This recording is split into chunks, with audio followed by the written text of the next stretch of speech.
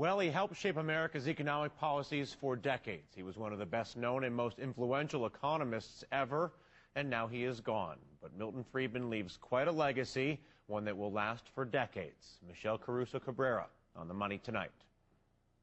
Milton Friedman was an ardent defender of the free markets and a watchdog against out-of-control government spending. I am strongly opposed to any retreat on the subject of taxes. I think raising taxes will not, in fact, reduce the deficit. It will simply increase spending. His ideas would become the backbone of the Reagan Revolution.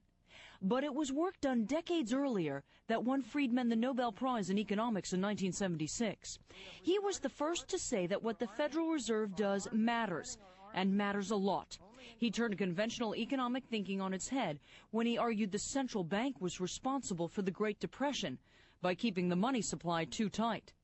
In a speech some 50 years later, Ben Bernanke, now chief of the Federal Reserve, wrote, "I would like to say to Milton, regarding the Great Depression, you're right. We did it. We're very sorry. But thanks to you, we won't do it again."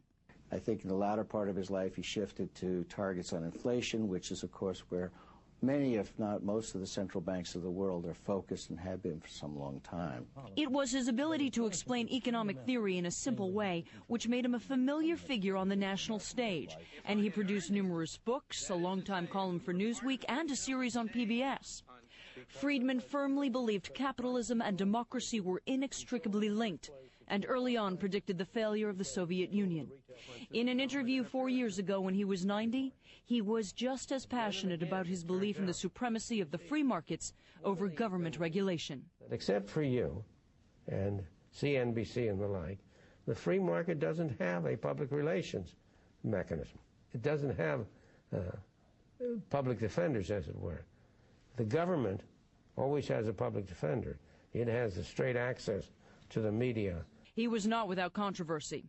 His Nobel ceremony in Stockholm prompted a large turnout of demonstrators who criticized Friedman for giving economic advice to the then dictator of Chile, Augusto Pinochet.